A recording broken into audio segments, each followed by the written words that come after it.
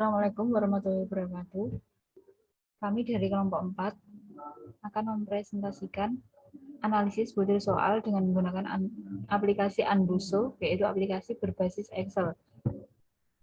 Nama kelompok Anggita Dwi Yuliawati dengan NIM 001, Fauza Abida Ardelia dengan NIM 005, Ayu Sofi Safitri dengan NIM 033, Amalia Faradini dengan NIM 057, Junita Nur Hidayah dengan NIM 059, dan Nuri Ainin Faradoiso dengan NIM 067.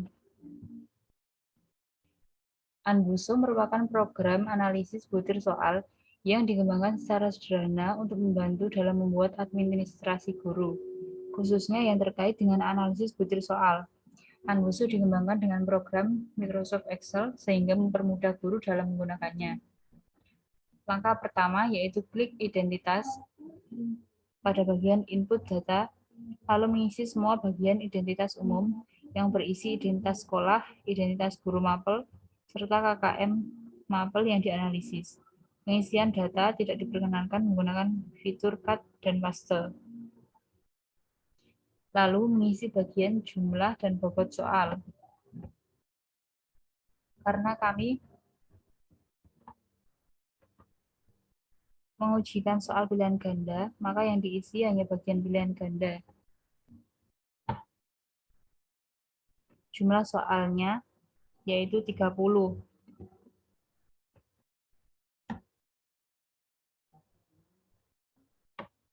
Serta bobot soalnya yaitu 100%.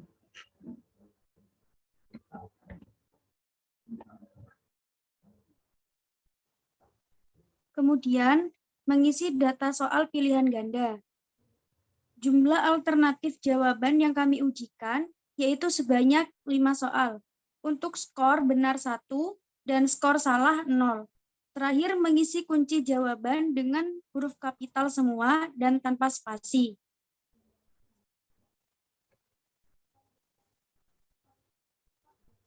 Langkah terakhir dalam bagian identitas yaitu mengisi kemampuan yang diukur untuk soal pilihan ganda. Mengisinya sesuai dengan taksonomi soal.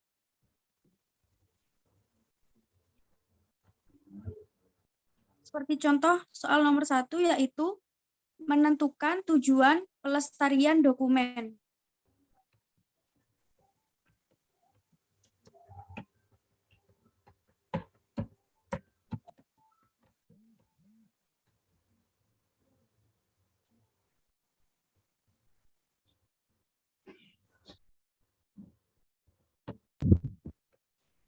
Setelah mengisi semua identitas, lalu klik jawaban pada input data.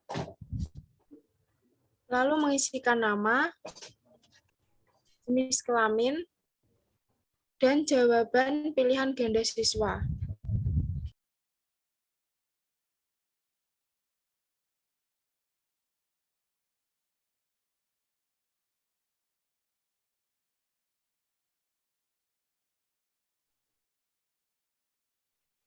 Lalu jawaban pilihan gandanya CAA,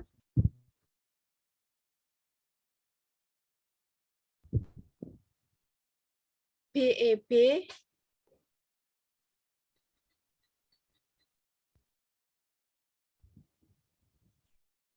BAA, CBC, BDA, DAB,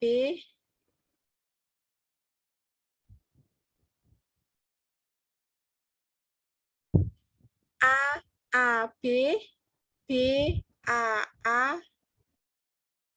CAB, BAA.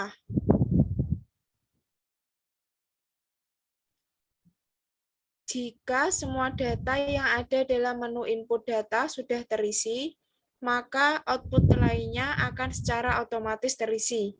Jika ingin melihat data dan nilai, siswa klik bagian objektif untuk melihat jawaban mana saja yang salah.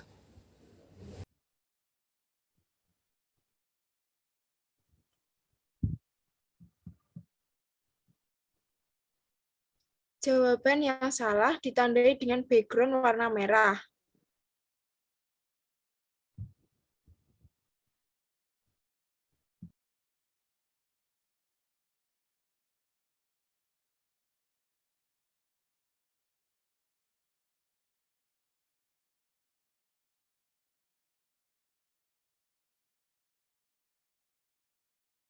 Selanjutnya, klik nilai pada bagian data dan nilai untuk melihat nilai-nilai yang diperoleh siswa, beserta predikat yang diperoleh siswa. Terdapat keterangan juga apakah siswa sudah mencapai atau melebihi KKM atau belum. Pada analisis soal yang diujikan pada 30 siswa kelas 11 SMKN 1 Jombang menunjukkan bahwa sebanyak 10 siswa sudah mencapai atau melebihi KKM, sedangkan 20 sisanya masih belum. Jika ingin melihat hasil analisis soal, klik objektif pada bagian hasil analisis soal.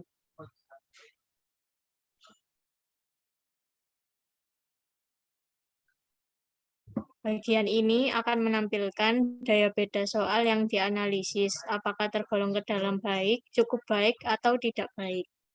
Hasil analisis soal kearsipan kelas 11 menunjukkan bahwa 11 soal memiliki daya beda soal yang baik. 11 soal lainnya tergolong ke cukup baik dalam daya beda soal. Sisanya 8 soal memiliki daya beda soal yang tidak baik. Ditampilkan juga tingkat kesukaran soal apakah tergolong ke dalam soal yang mudah, sedang, atau sukar. Hasil analisis soal kearsipan kelas 11 menunjukkan bahwa 14 soal tergolong ke dalam soal yang mudah, 16 sisanya tergolong ke dalam soal yang sedang. Selanjutnya, klik sebaran pada bagian hasil analisis soal. Maka akan menampilkan data presentase jawaban yang telah dipilih oleh siswa.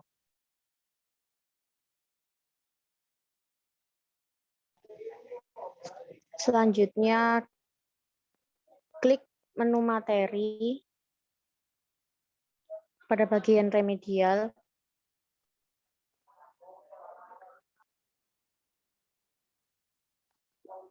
Maka di situ akan menampilkan materi remedial apa saja yang harus dilakukan tiap siswa. Contohnya nomor 1, nama peserta Novita, jenis kelamin perempuan. Materi remedialnya yaitu mengkategorikan karakteristik arsip, menganalisis salah satu sistem penyimpanan arsip, memutuskan tindakan yang tepat dalam contoh studi kasus, dan lain-lain sebagainya.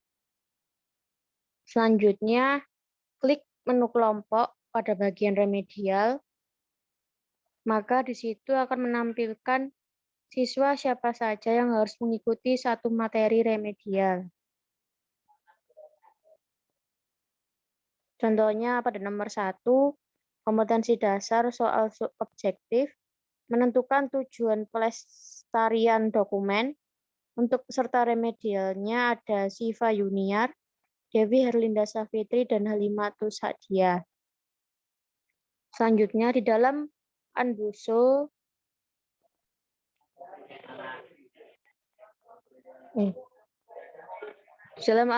juga dapat menampilkan grafik soal dan siswa. Klik menu soal pada bagian grafik, lalu klik daya beda soal. Maka di situ akan menampilkan grafik soal yang berisi kualitas soal objektif dilihat dari daya bedanya. Grafik ditampilkan dalam bentuk diagram lingkaran. Dapat dilihat bahwa daya beda soal yang baik memiliki persentase sebesar 36%, daya beda soal yang cukup baik memiliki persentase 37%, dan sisanya 27% untuk daya beda soal yang tidak baik. Kemudian, klik tingkat kesulitan soal. maka akan menampilkan grafik soal yang berisi kualitas soal objektif dilihat dari tingkat kesulitannya. Grafiknya ditampilkan dalam bentuk diagram lingkaran juga. Dapat dilihat dalam grafik bahwa soal yang mudah memiliki persentase sebanyak 47% dan soal yang sedang memiliki persentase sebanyak 53%. Untuk melihat grafik hasil progres siswa dapat dilakukan dengan klik peserta pada bagian grafik. Selanjutnya, klik proporsi ketuntasan, maka akan menunjukkan grafik ketuntasan belajar siswa. Sama seperti sebelumnya, grafik ini juga menampilkan dalam bentuk diagram lingkaran sebanyak 33% siswa yang telah tuntas, sedangkan 67% belum tuntas. Klik selebaran predikat, maka akan menampilkan predikat hasil belajar yang telah diperoleh siswa. Grafik ini ditampilkan dalam bentuk diagram batang. Predikat paling banyak diperoleh 30 siswa kelas 11 SMKN 1 Jombang, yaitu predikat D dengan hasil persentase mencapai 70%. Kesimpulannya adalah hasil analisis soal kearsipan yang telah diujikan pada 30 siswa kelas 11 SMKN 1 Jombang menunjukkan bahwa sebanyak 10 siswa telah berhasil mencapai atau melebihi KKM-nya. Sedangkan 20 sisanya masih belum dan harus mengikuti remedi. Soal yang telah dianalisis menunjukkan bahwa sebanyak 14 soal tergolong ke dalam tingkat yang mudah. Untuk sisanya, 16 soal tergolong ke dalam tingkat yang sedang. Sebanyak 11 soal tergolong baik dalam hal daya beda soal. Sebanyak 11 soal tergolong ke cukup baik dalam hal daya beda soal. Sisanya, sebanyak 8 soal tergolong ke tidak baik dalam hal daya beda soal. Sekian presentasi dari kelompok 4. Kami mohon maaf jika ada salah kata. Semoga materi yang telah kami sampaikan bisa bermanfaat untuk teman-teman semuanya.